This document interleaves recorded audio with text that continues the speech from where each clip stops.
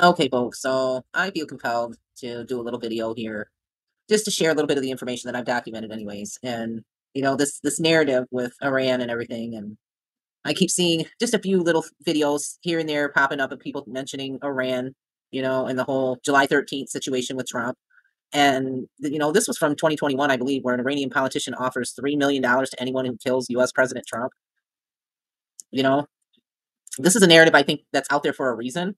And, Ahmad Hamza, parliamentary speaker for Central Kerman province, told lawmakers, "We will pay $3 million award in cash to whoever kills Trump." And Kerman is the home province of Qasem Soleimani, the Iranian Quds leader who was killed in a drone strike by Trump and whose death the regime has sworn to avenge. Dun, dun, dun.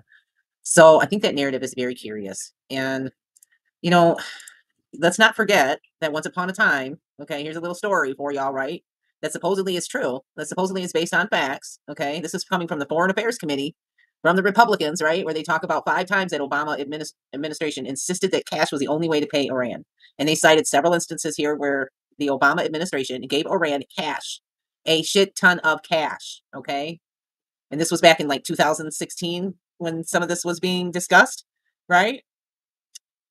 And then here it is now, 2024, and there's an attempt on Trump's. I mean, let's just look too, just for a couple of seconds here. Humor me. Some of these executive orders, like this one here coming from Trump, talking about additional steps to address a national emergency with respect to Venezuela, mentioning the anti-Maduro protesters and the curtailment of press freedom and harassment of political opponents and continued attempts to undermine the interim president of Venezuela, undermine the National Assembly. I mean, these orders that Trump put through were just kind of continuing. In order to take additional steps with respect to the national emergency declared in Executive Order 13692 of March 8th of 2015, which would be, Obama. Let me see if I can find that one. Here we go. 13692, Executive Order 13692, blocking the property and suspending entry of certain persons contributing to the situation in Venezuela. So this is, suspending entry of people and certain persons coming from Venezuela. This is not Trump. This is Obama. This was the Kenyan that did this back in 2015. All right. But when Trump did it, later on, where he's continuing these acts and these national emergencies with respect to Venezuela, he was criticized heavily because, it was preventing migrants and immigrants from coming in. But a lot of these travel bans and stuff, again, this is Barack Obama. This is the Kenyan, okay? From 2011, the suspension of entry of aliens subject to United Nations Security Council travel bans and International Emergency Economic Powers Act sanctions. And this was in regards to immigration, okay?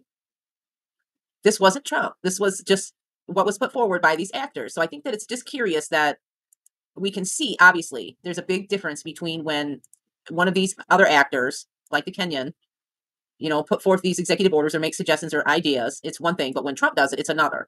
And we're seeing that play out right now with this whole thing with Kamala. After Trump promised no tags on tips at his rally here in Vegas at Sunset Park, yeah, he was criticized for it. And the media was like giving all these million and one reasons why that's such a bad idea. Now Kamala does it, and it's just so great, A lot of these executive orders, though, when you look at it, addressing transnational criminal organizations.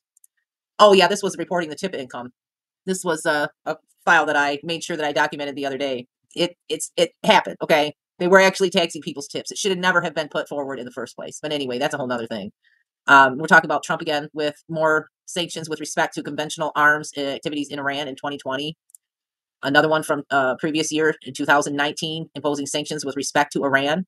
In light of the actions of the government of Iran and Iranian-backed proxies, particularly those taken to destabilize the Middle East, promote international terrorism, and advance Iran's ballistic missile program and Iran's irresponsible and provocative actions in and over international waters, including the targeting of United States military assets and civilian vessels. Okay, so all of these different sanctions, yet another one in 2020, additional sectors of Iran, back to 2018, reimposing certain sanctions with respect to Iran. And again, these were sanctions that were put on, previously that he just elaborated on and continued, right?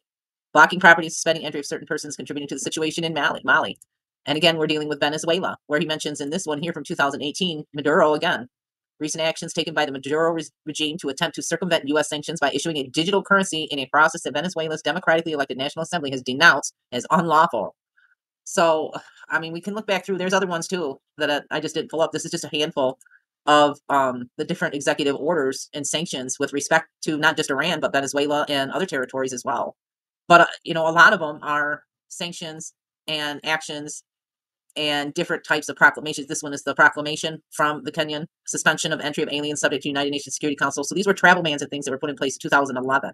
introduced by a different actor, so they were presented to the public in a different way. And I just think that it's interesting to see that continually play out, where there's this attitude and approach with one person, with the way one particular person is reacting and behaving, while turning a blind eye to how other people are behaving and acting. So, it's all just a big trigger game, really.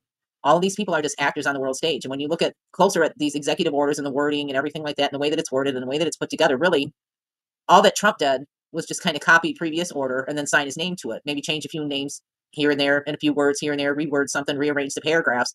But all of these executive orders all pretty much say the same exact thing. So to think that any of these actors that are on the world stage right now, are doing anything but just playing their part is kind of silly as far as I'm concerned. But what I do find even more concerning than anything, is this narrative that there's this looming threat everywhere. And I've been hearing a lot of people talking about and mentioning the 1968 DNC, Democratic National Convention. And I'm hearing a lot of hubbub and a lot of talk about protests right now going on at the current here in 2024. Okay. This is what the DNC looked like.